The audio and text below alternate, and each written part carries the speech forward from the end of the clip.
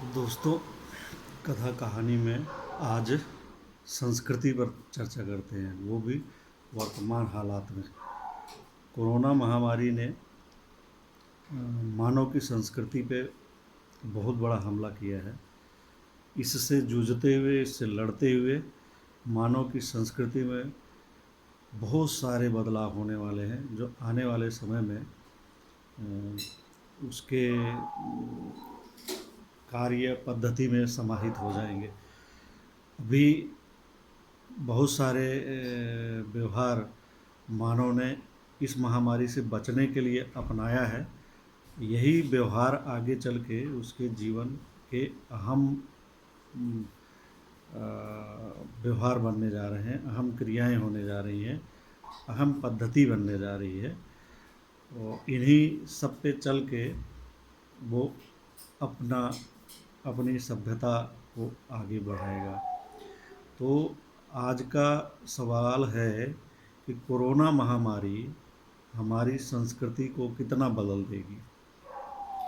तो जैसा कि हमने बताया कि कोरोना महामारी इंसानों के कार्य व्यवहार को कितना बदल देगी, यह सवाल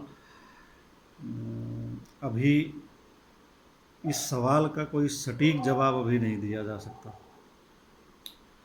लेकिन यह तय है कि मानव मन से लेकर उसकी संस्कृति तक पर इस महामारी का व्यापक असर पड़ने जा रहा है। उस प्रभाव से इंसान बचने वाला नहीं है। यह बीमारी मानव को कई सबक भी देगी, कई सीख भी देगी और कई तरह के उपदेश भी छोड़ जाएगी। इसके संकेत हमें मिलने लगे हैं, तमाम चीज़ों में हमें दिखने लगे हैं, चाहे वो गंगा की निर्मलता हो, यमुना की निर्मलता हो, आसमान का नीला होना हो, वायु प्रदूषण बिल्कुल नहीं होना हो, हवा का साफ़ हो जाना हो, चिड़ियों का चहचहाना हो। ये कुछ ऐसे संकेत जो है हमें मिलने लगे हैं, जो आने वाले समय में अहम भूमिका निभाने जा रहे हैं मानव संस्कृति में। इतना असर आदमी की सोच और विचार पर भी पड़ेगा। मतलब ये इतना असर छोड़ने वाली है कि आदमी की सोच और उसका विचार, उसका नज़रिया भी बहुत हद तक बदल जाएगा। और जाहिर है कि दर्शन भी बदलेगा, उसका जीवन दर्शन भी बदलेगा, संस्कृति ही नहीं दर्शन भी बदलेगा। कोरोना महामारी ने मानव को बहुत बड़ी चुनौती दी है। इससे निपटते निमटते जो इंसान बचेगा वह अलग तरह का ही होगा। क्या बदलेगा या बदल सकता है, उसे समझने के लिए पहले यह समझना होगा कि इस बीमारी से बचने के लिए इंसान क्या क्या तरीके अपना रहा है। अभी इस बीमारी से बचने के लिए जो जो तरीके अमल में आ रहा है, इंसान ला रहा है, वही तरीके उसकी संस्कृति के अभिन्न अंग बनने जा भी रहे हैं। मसलन एक तरीका है सामाजिक दूरी और शारीरिक दूरी, मानव से मानव की दूरी, देह से देह की दूरी। तो ये एक तरीका है कोरोना से बचने का, जो आगे चल के ये उसकी संस्कृति में समाहित होने जा रहा है। इसके पूरे संकेत मिलने लगे हैं, इसकी पूरी संभावना दिखने लगी है। इसका मतलब यह है, सामाजिक दूरी का मतलब यह है, अलग थलग रहने का मतलब यह है कि भीड़ ना बने, समूह में ना रहें, अलग थलग रहें, एकांतवासी बने।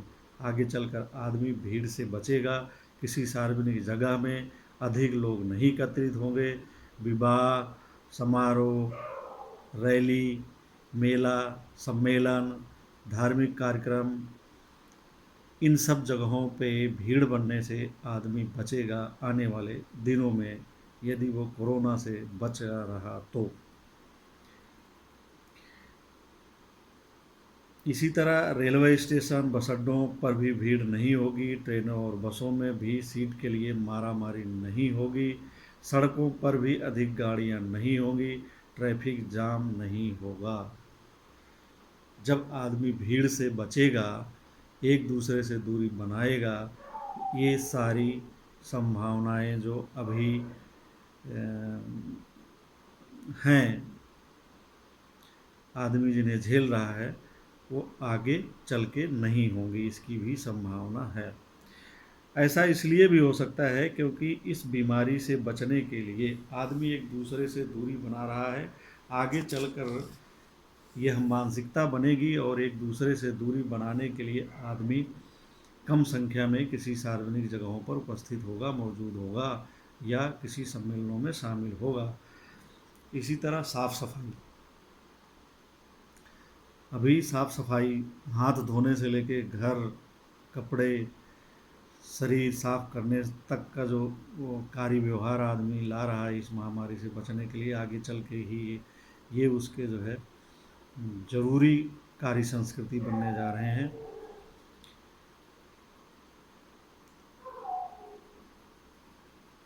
बिल्कुल ही वह गंदगी फैलाने से बचेगा। पान मसाला या तंबाकू पान खाकर अभी की तरह वह जहाँ मर्जी वहाँ थूकता नहीं फिरेगा। बहुत संभव है कि आदमी इन सब का सेवन करना ही बंद कर दे। इसी तरह महानगर की संभावनाएं नहीं दिखती हैं और बस्तियां जो है दूर दूर हो जाएंगी, घर भी दूर दूर बनेंगे। इसका मतलब है कि शहरीकरण के अस्तित्व पर संकट दिखने लगा है। एक दूसरे के बीच दूरी व्यक्ति को घनी बसावट से बचने के लिए प्रेरित करेगी। आगे चलकर बस्तियां नज़दीक नहीं होंगी, घर भी एक दूसरे से दूर ही होंगे। देश के मशहूर उद्योगपति रतन टाटा ने पिछले दिनों एक कार्यक्रम में साफ कहा है कि हम बड़ी इमारत बनाने के लिए गंदी वस्तुओं को दूसरी जगह बसा देते हैं। इसके बजाय हम गरीबों को गुणवत्तापूर्ण जीवन देने के लिए अपनी पुनर्बसावट नीतियों पर दोबारा विचार करना चाहिए। तो रतन टाटा देश के बहुत बड़े उद्योगपति हैं। वो एक कार्यक्रम में जो है कई लोगों को संबोधित कर रहे थे, जहाँ हज़ारों लोग थे। वहाँ पे इन्होंने ये बात कही, जिसका संकेत यही है कि जो है ये जो गंदी बस्तियाँ हैं, झोपड़ बस्तियाँ हैं, ये शायद आने दिनों में ना रहें और जो घनी बस्तियाँ हैं ये भी ना रहें। इसका भी जो है उन्होंने इशारा किया है। उनका कहना है कि पिछले कुछ महीनों से हम बड़ी दीनता से देख रहे हैं कि कैसे एक बीमारी पूरी दुनिया पर राज कर सकती है। यही बीमारी हमारे वजूद और हमारे काम करने के तरीक़ों को बदल रही है।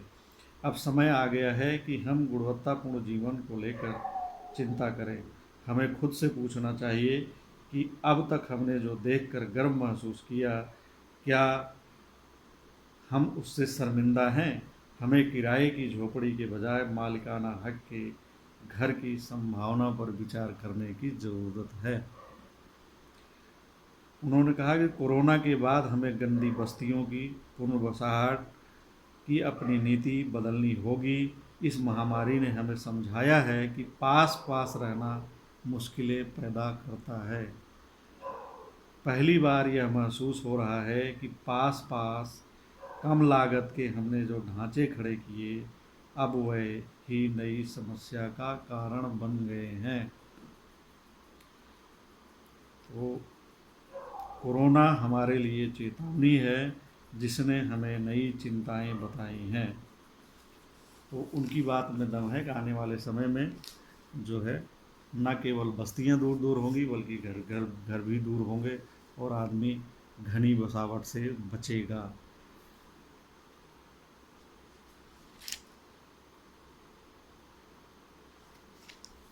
घनी बसावट से बचेगा क्योंकि इसी में उसे अपनी जान बचती दिखती है अभी, और यही आगे चल के मानसिकता होगी।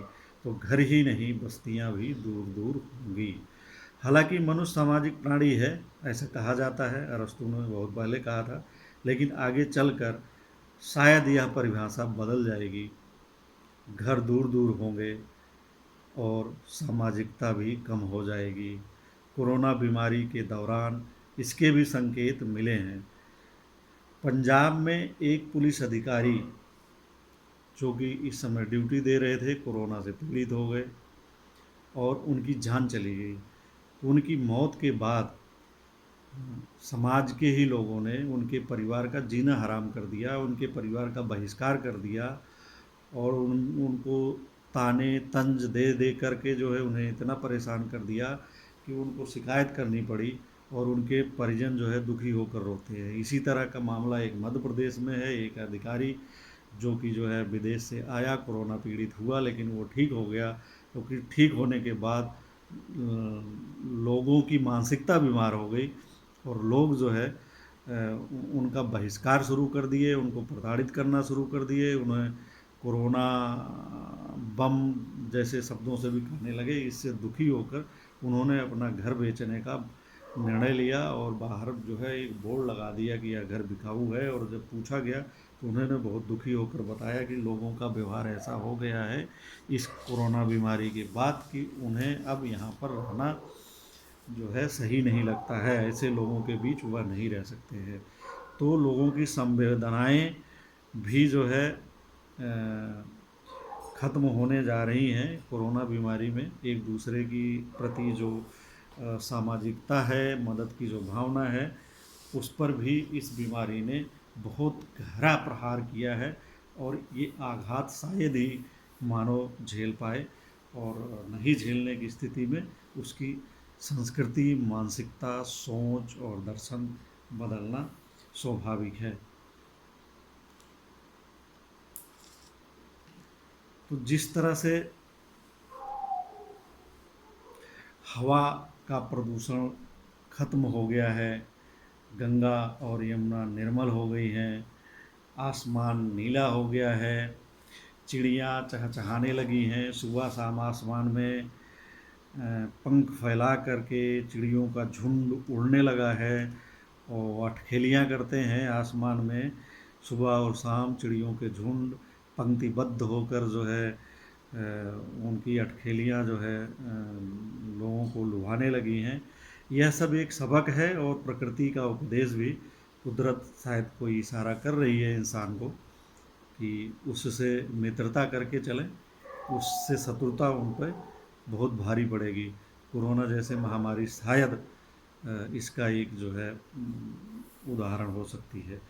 इशारा है, इन सब का इशारा है कि मानो तुम्हारा विकास का पद गलत है, गलत दिशा में जा चला गया था, उसे सही दिशा में मोड़ो। क्या पता आदमी इस बात को समझे और विकास का भूत उसके सिर से उतरे। सादा जीवन उच्च विचार वाली कहावत चरितार्थ हो। सादा जीवन उच्च विचार वाली बातें जो है आदमी के कार्य संस्कृति में आ सकती है। इसी तरह आने वाले दिनों में तकनीक का तो जलवा होने जा रहा है। यह तो तय है कि आने वाला समय तकनीक का है। मानव की पूरी व्यवस्था तकनीक पर आधारित होने जा रही है। भीड़ से बचने, दूरी बनाए रखने के लिए आदमी घर से काम करेगा, उसकी मदद तकनीक करेगी। यदि ऐसा होगा तो बड़े बड़े दफ्तरों की कोई ज़रूरत नहीं रहेगी, हवाई जहाज़ उड़ने की ज़रूरत नहीं रहेगी, ना ही एयरपोर्ट वगैरह बनाने की ज़रूरत होगी। बहुत कम उड़ानों और कम एयरपोर्ट में काम चलने जा रहा है। सड़कों पर वाहन भी बहुत कम होंगे और जो होंगे उनसे जो है ट्रैफिक जाम नहीं लगेगा, सड़कें खुली खुली होंगी और फिर प्रदूषण भी नहीं होगा। और औद्योगिक कारखाने, बड़े बड़े कारखाने भी अब उस तरीके से नहीं चलेंगे, वो भी तकनीक आधारित हो जाएंगे। और उसकी भी व्यवस्था आदमी करेगा कि वो प्रदूषण न फैलाएं, प्रदूषण नियंत्रित रहें, क्योंकि कोरोना महामारी अधिकतर महानगरों में फैली है और उन जगहों पे ज़्यादा फैली है जहाँ प्रदूषण रहा है। जल का प्रदूषण, वायु का प्रदूषण और ध्वनि का प्रदूषण। तो आदमी इन सब चीज़ों से सबक लेगा और अपनी कार्य संस्कृति को बदलेगा, ऐसा संकेत मिल रहे हैं और इसीलिए ये उम्मीद भी की जा रही है। बेशक आदमी एकांतवासी हो जाएगा लेकिन उसकी निजता खत्म हो चुकी होगी। तकनीक उसकी ज़िंदगी में इतनी प्रवेश कर चुकी होगी कि निजी भावनाएं जैसी कोई भावना भी नहीं रह बचेगी। यह भी हो सकता है कि सत्ता, तकनीक का इस्तेमाल इस कदर करने लगे कि आदमी उसका खिलौना बनकर रह जाए। सरकार सरकार जो है आदमी की निगरानी तकनीक से करेगी, इसके भी सब पूरे संकेत मिलने लगे हैं। अब आदमी अपनी निजता को कैसे बचाएगा और तकनीक का कैसे इस्तेमाल करेगा, ये आने वाले समय में उसके लिए एक चुनौती भी होगी। इसी तरह सरकारों को हेल्थ सिस्टम, स्वास्थ्य व्यवस्था को सुधारना होगा, सही करना होगा, क्योंकि कोरोना ने कई देशों की स्वास्थ्य व्यवस्था की पोल खोल दी है और आने वाले दिनों में हेल्थ बहुत महत्वपूर्ण होने जा रहा है। और आने आने वाले दिनों की लड़ाइयाँ देश तकनीक से लड़ेगा और जैविक हथियार। एक देश दूसरे देश के स्वास्थ्य पर प्रहार करेगा, तकनीक पर प्रहार करेगा, तो ऐसे में तकनीकी और जैविक हथियार बड़े हथियार बनकर उभरेंगे। कोरोना जैसा कोई वायरस किसी परमाणु बम से अधिक घातक हो सकता है। इसी तरह मानव की निर्भरता तकनीक पर बढ़ेगी तो उसे विफल करके उसे कमज़ोर और असहाय भी बनाया जा सकेगा। मतलब आने वाले दिनों के जो युद्ध होंगे, देश एक दूसरे से जो युद्ध लड़ेंगे, वो जैविक हथियार हो सकता है कि हेल्थ पे प्रहार करके उस देश की आबादी को ही ख़त्म किया जाए, या तकनीक पर प्रहार करके उसके पूरे सिस्टम को ही भंग करके उसे अपने अधीन किया जाए। तो मित्रों, ये कुछ सारे जो बदलाव के संकेत मिल रहे हैं कि इंसान की संस्कृति में ये आने वाले समय में आएंगे और इसकी वजह एक कोरोना महामारी है। तो उम्मीद करता हूँ कि आप इससे सहमत होंगे और आपको ये बातें ठीक लगी हों तो आप जो है चैनल को सब्सक्राइब ज़रूर करिएगा, इसे शेयर भी करिएगा मित्रों में। धन्यवाद। मिलेंगे अगले वीडियो में।